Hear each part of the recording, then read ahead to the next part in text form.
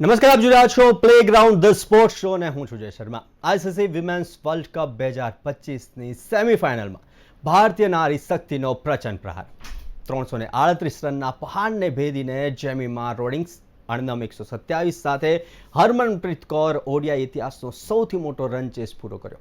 7 વારની જે ચેમ્પિયન ઓસ્ટ્રેલિયાને હરાવીને ભારતે ફાઇનલમાં ધમાકેદાર એન્ટ્રી કરી લીધી છે, જ્યાં હવે તેઓ દક્ષિણ આફ્રિકા સામે ટકરાશે. આ વિજય પર હાલ આખો દેશ ગર્વ અનુભવી રહ્યો છે. કેવી રહી આ મેચ તે વિશે ચર્ચા કરીશું અને ચર્ચા કરવા માટે આપણી સાથે સ્ટુડિયોમાં ઉપસ્થિત છે સ્પોર્ટ્સ એક્સપર્ટ અશોક મિસ્ત્રી. અશોકભાઈ, સ્વાગત છે આપનું. Thank you so much. અશોકભાઈ, આપણે ચર્ચાની શરૂઆત કરીએ. રોમાંચક મેચ કેવી રહી તે વિશે ચર્ચા કરીએ તે પહેલા જોઈએ એક report. ICC women's world cup 2025માં ભારતે ધમાલ મચાવી દીધી. 338 રન બનાવ્યા છતાંય 7 વારની ચેમ્પિયન ઓસ્ટ્રેલિયાના મોંમાંથી જીતનો કોળિયો ભારતીય મહિલાઓએ ખૂંચવી લીધો. ભારતનો દરેક નાગરિક અને દરેક વ્યક્તિ નારી શક્તિના પ્રચંડ પ્રહાર પર ગર્વ અનુભવતો હશે, તે સ્વાભાવિક છે. 13 રને સેફાલી અને 59 રને સ્મૃતિની વિકેટો પડ્યા બાદ પણ ઘણા દર્શક મિત્રોએ પોતાના ટેલિવિઝન સેટ્સ બંધ કરી દીધા હશે, પણ ત્યારબાદ જ રચાયો ઇતિહાસ. વર્લ્ડ કપ ટીમમાંથી પડતી મુકાયેલી જેમિમા રોડિંગ્સ અને કેપ્ટન હરમનપ્રીત કૌરે 156 બોલમાં 167 રન બનાવીને સ્કોરબોર્ડને રિક્વાયર્ડ રન રેટ સાથે ફરતું રાખ્યું. હરમનપ્રીત કૌર 89 રન બનાવીને 226ના સ્કોરે આઉટ થઈ. ત્યારે તો લાંબો રાસ્તો કાપવાનો બાકી હતો. ત્યારે જેમિમા રહેલ ફાઇટર બહાર આવી. તેને દીપ્તિ સાથે 38, રીચા સાથે 31 બોલમાં 46 અને અમનજોત સાથે 15 બોલમાં 31 રનની વિજયી ભાગદારી બનાવી.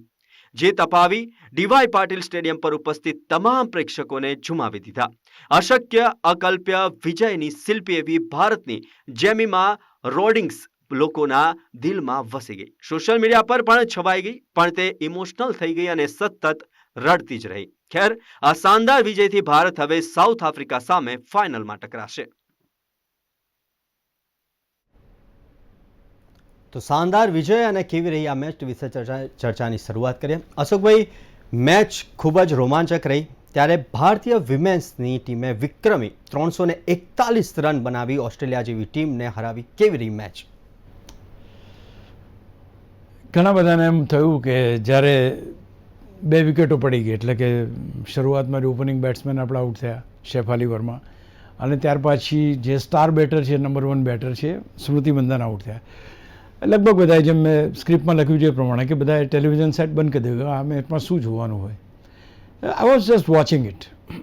મને લાગ્યું કે કંઈક ચમત્કાર થાય, કારણ કે એક ભારતીય તરીકે આ એક અપેક્ષા તો ચોક્કસ હોય, પણ જે ખેલાડી પાસેથી અપેક્ષા હતી એ ખેલાડી નહીં અને બીજા કોઈ ખેલાડી, એટલે કે Jemimah Rodrigues, she is a good player. આની પહેલાં પણ એણે એક સારો સ્કોર કર્યો છે, પણ આ એક ખેલાડી છે કે જેને ટીમમાંથી પડતી મૂકવામાં હતી. એની પર કોઈને ભરોસો નહોતો કે આ છોકરી આટલું સારું કરી શકશે અથવા તો સારું, એટલે એને ટીમમાંથી પડતી મૂકવામાં હતી અને પછી એને ટીમમાં સમાવવામાં આવી. આજે જ્યારે માનસિક સ્થિતિમાંથી પસાર થઈ હોય કે એક વખતે એ ટીમમાંથી પડતી મૂકવામાં આવી હતી, એ ખેલાડી ફરી એકવાર ટીમમાં આવીને એક એવી ઇનિંગ રમે છે કે જે ક્રિકેટના ઇતિહાસમાં સુવર્ણ અક્ષરે લખાઈ જશે કે આ પ્રકારનો વિજય, આટલો મોટો સ્કોર અને આવી રીતે જજુમવાનું.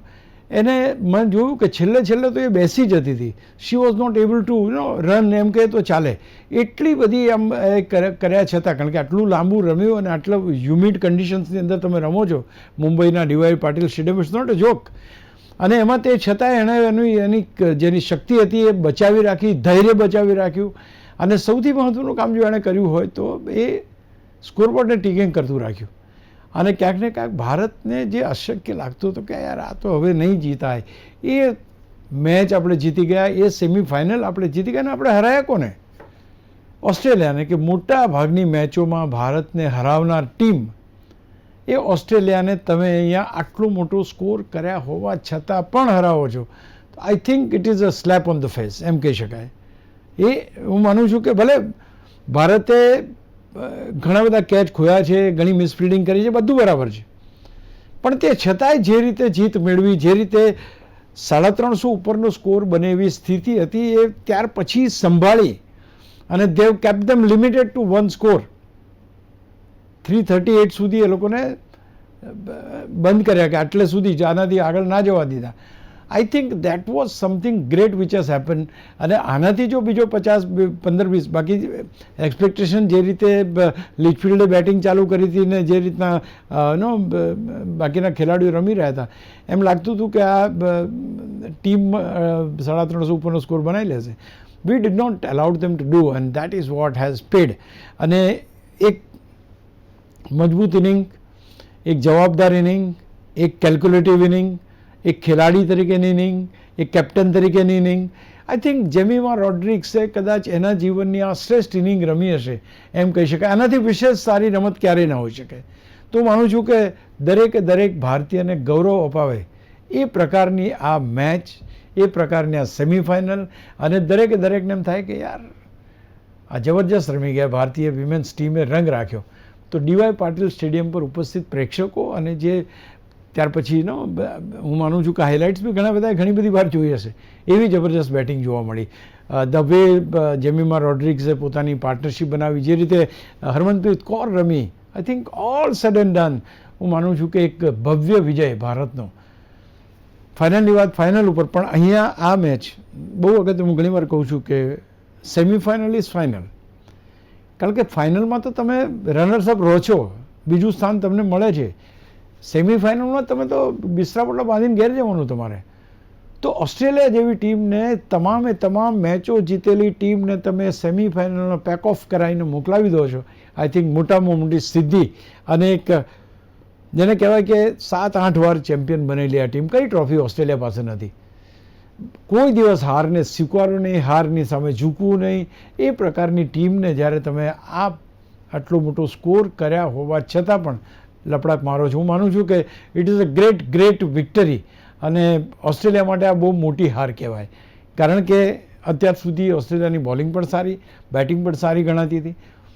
આપણે એમની બોલિંગને તો એ કરી નાખી, ઓર્ડિનરી બનાવી દીધી, પણ સાથે સાથે એમની બેટિંગમાં પણ આપણે એમને રન ના કરવા દીધા. આઈ think it was a team efforts, અને ટીમ એફર્ટ્સમાં જોરદાર જીત સાહેબ.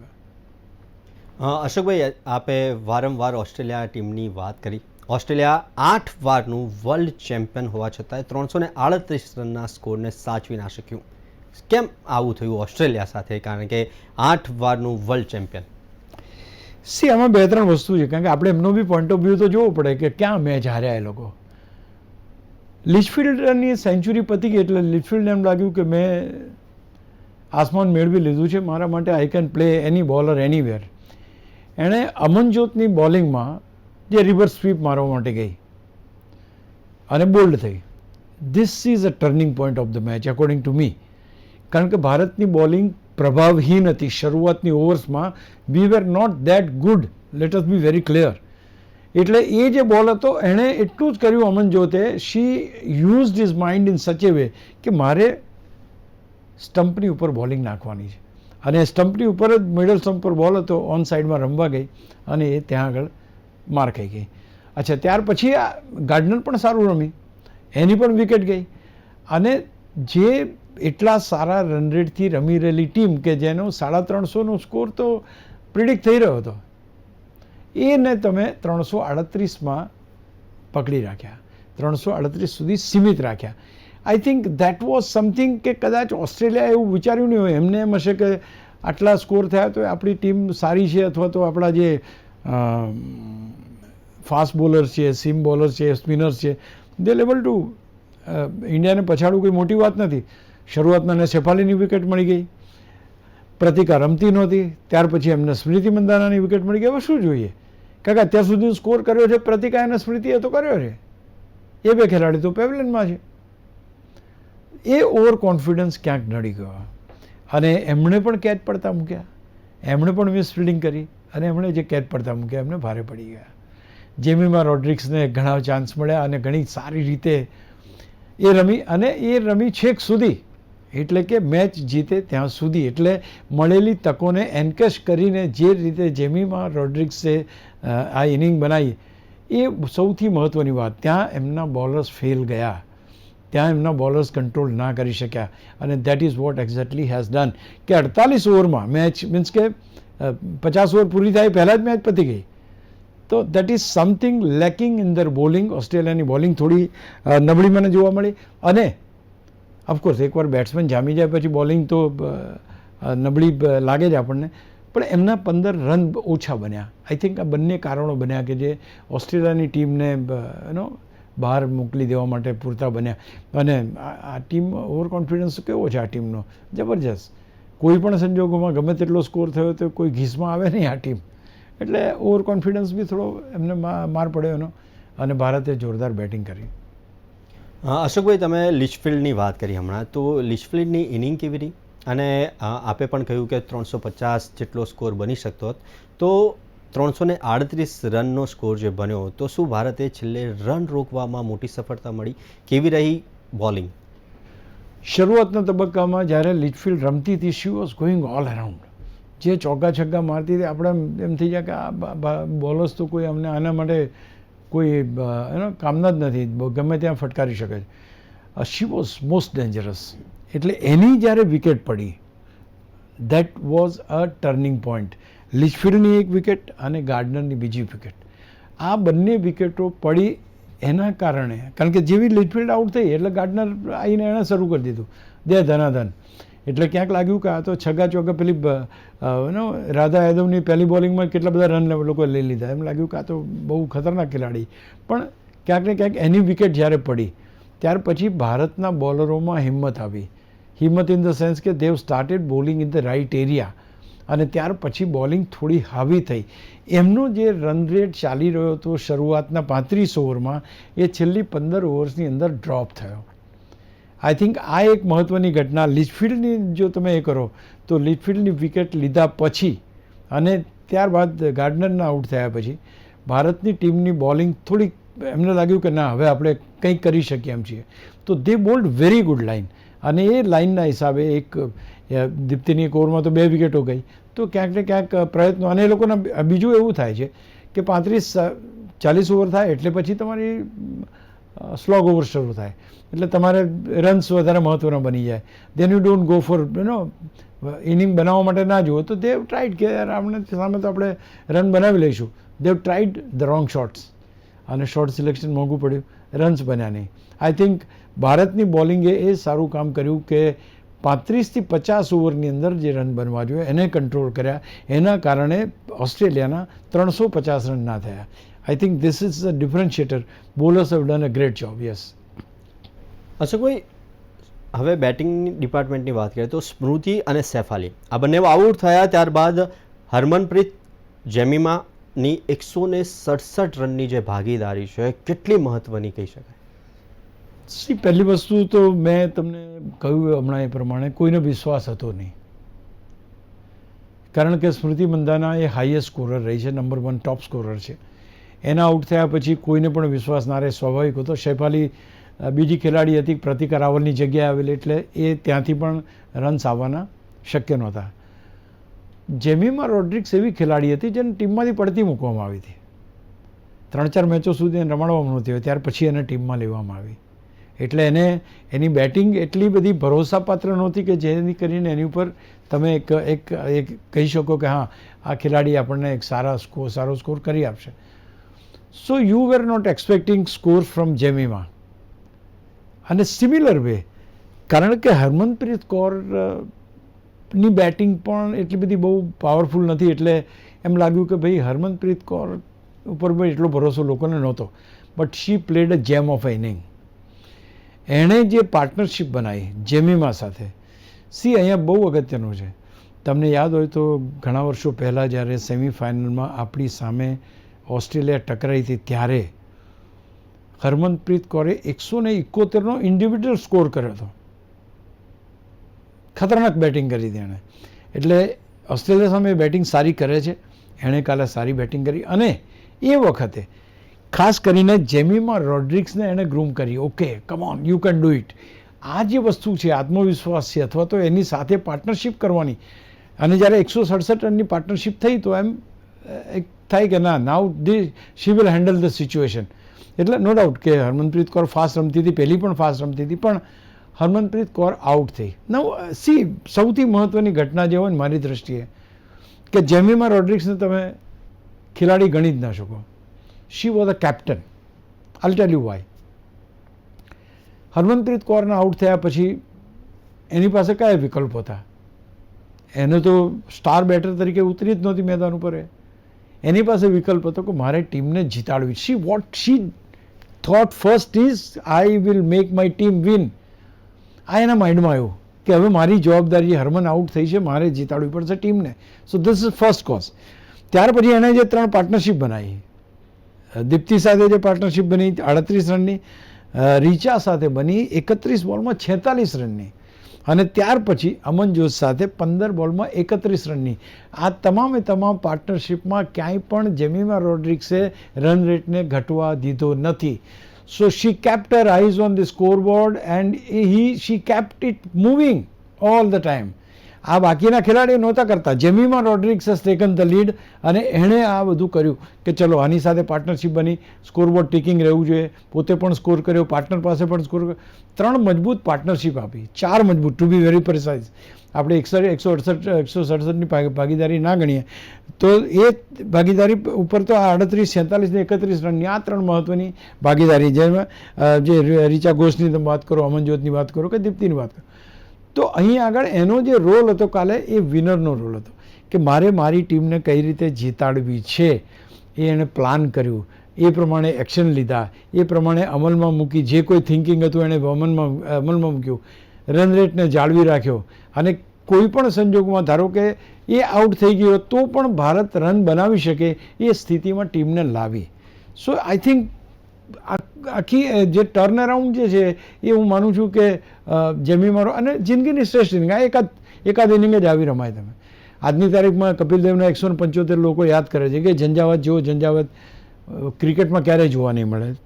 ભલે ત્યાર પછી ઘણા મોટા સ્કોર થયા હશે, but that was the one which જેનાથી આખી ઇનિંગ બની. હવે અહીં આગળ આણે જે ઇનિંગ બનાવી જેમિમા રોડ્રિગ્સે, એના કારણે 341 રન તો સાહેબ 50 ઓવર પૂરી થાય પહેલાં થઈ ગયા. What a planning. તો આ અગત્યનું છે કે પ્લાનિંગ પ્રમાણે ચાલ્યા. પ્લાનિંગની સાથે સાથે ડિટર્મિનેશન હતી, ડેડિકેશન હતી, ડિસિપ્લિન હતી. બીજું સૌથી મહત્ત્વની વાત, બેક ઓફ ધ માઇન્ડ એમ હતું કે મને આ ટીમમાંથી પડતી મૂકવામાં આવી છે, મારે મારું સ્થાન મજબૂત કરવા રમવાનું છે. That's number 1. બીજું એ પણ હતું કે ઘણા બધાએ ટેલિવિઝન સેટ બંધ કરી દીધા હશે અને એમને નારી શક્તિ ઉપર ભરોસો નહીં હોય. એ નારી શક્તિ પણ ક્યાંક પુરવાર કરવાની છે મારે. I think she did it so well. She has shaped the Indian inning to the victory. એટલે મારી દ્રષ્ટિએ ઓન ફિલ્ડ કેપ્ટન હરમનપ્રીત કૌરના આઉટ થયા પછી તમામ પરિસ્થિતિઓને એને પોતાના કંટ્રોલમાં લીધી અને she made that happen. I think one of the finest inning I have ever scene.